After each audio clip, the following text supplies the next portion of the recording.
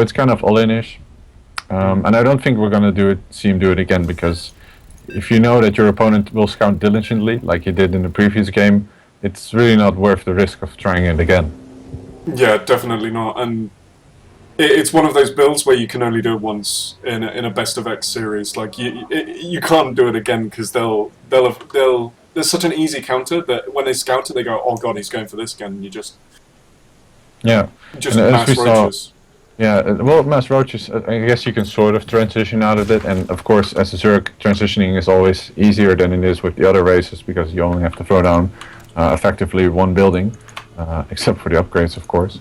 But without further ado, we are here on Belshire Prestige, unless I'm completely missing. And here in the top left, we have the pink Zerg on Team Copenhagen Wolves. It's Storm versus his green Protoss opponent in the bottom right. From Lowland Lines, it's Melle. And we're seeing that pylon dropped on the low ground, so another Forge Fast Expand, opting to wall off right at the front here. What do you main a race? Yeah, I main Terran, but you know, the amount of exposure you get from just watching streams these days gives me quite a bit of insight to other races, I would say. One of my favorite strategies you see on this map sometimes from Zergs versus Protoss is to go for like a 2-base swarm host Nidus all in with queens to defend against air, and it's just really cool play. So we might see some of that, we might not. Yeah, we'll see. It is really cool to see that. But often, I was just going to talk about Forge Fast Expand walls, because usually they wall off slightly further back, because it's quite a big choke here, so they often have troubles walling all of it off in case some ling pressure is going to come. So they often opt to wall off using the Nexus. But we're not seeing that here, but I do love that Swarm Host Nidus play, where you burrow it right at the top of the edge of the ramp, and then just stream queens in and spores. Yeah, speaking of the Nexus, isn't it a bit late? I mean, don't you usually throw it down at 14 supply, or is that a Terran thing?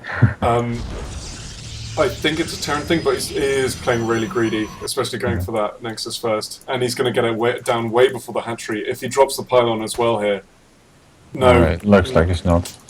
Not going to get the block. He might have lost the probe if he did that, so I guess it's okay. You know, just keep the probe alive, see if you can spot the guess timing for his opponent, know what he can get away with. Because Zerg at this point will very rarely all in without gas. Yeah, definitely, especially on a map this size, because it looks fairly small, but it is a big map. So to get all of your stuff across the map it's not going to work with slowlings unless you do a very early pull. Yeah. So yeah, at this point we're just going to see these players' builds evolve, and they really have every option available to which they wish. Overlord for Storm, once again in a similar position, gonna see everything the Protoss is doing, and well, he's kept his probe at the wall in, so he's just gonna continue to build a cybernetics course as soon as his gateway finished. And with these links coming out, it's gonna force Emilia's probe away, so that drone could throw down the fast third again. Again, another really fast third. Yeah, it's been an interesting recurring theme which I've noticed casting DSCL, is that players will often do the same build twice. In a best of 3, regardless if it was successful or not. My theory behind it was that players, when playing in a tournament setting, just heavily prefer to play a strategy that they will feel comfortable with in pretty much every, in any situation. So doing a build like this, just because they know it through and through, seems to be the main reasoning behind it, to do it twice.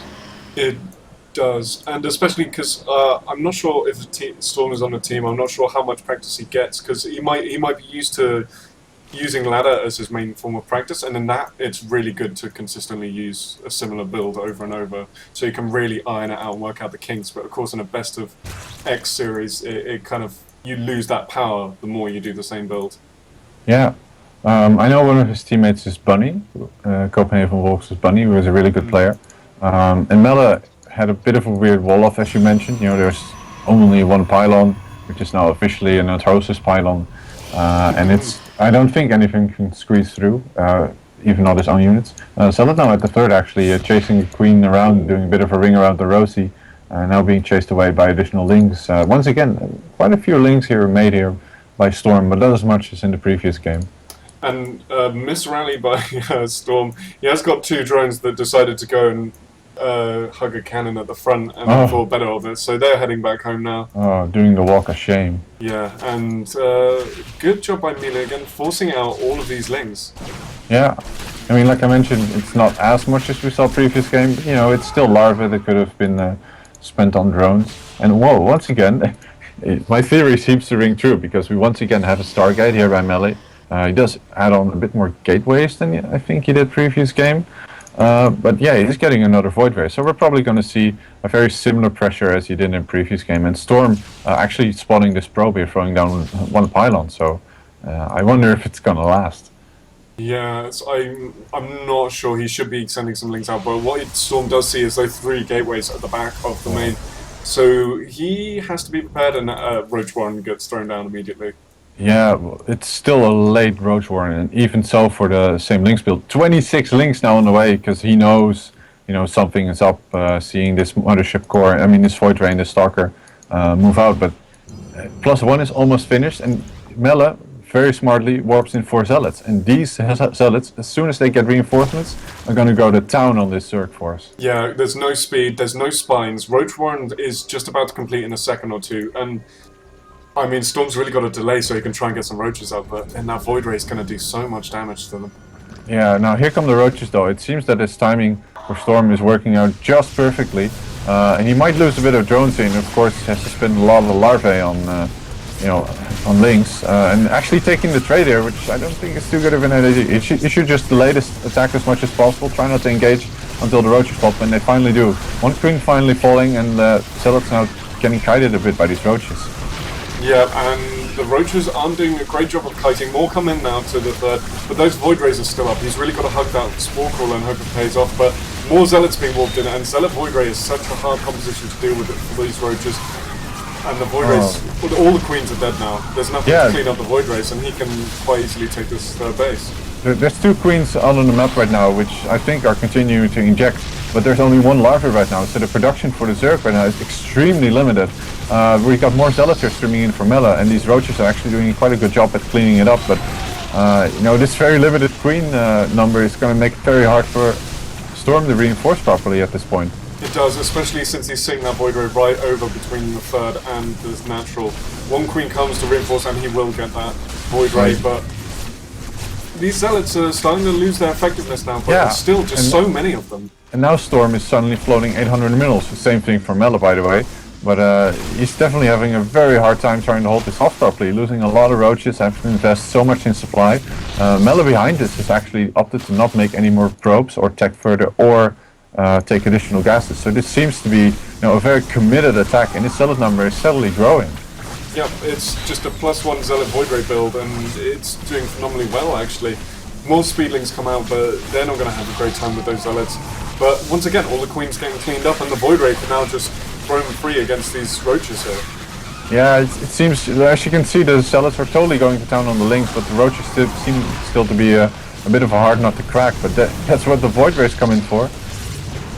And with this queen here, it's not going to beat these Void Rays, and I mean, he can just continuously warp in Zealots and trade Zealots for roaches because he can. I can't call this. It's so hard. You know, we have a lack of larvae, of course, and it seems Melle is going to break the 3rd. There's still more roaches on the way. Simply because of the fact that those queens aren't going to get there in time for these Void Rays to kill the hatch. So we just spent the past 4 minutes finally fighting, and Melle seemed to finally outplay his opponent and will be victorious at this 3rd. Throwing down a time warp on the queens, which are going to be taking out quite. Oh, nice transfuse here on the 1 queen. Another nice transfuse.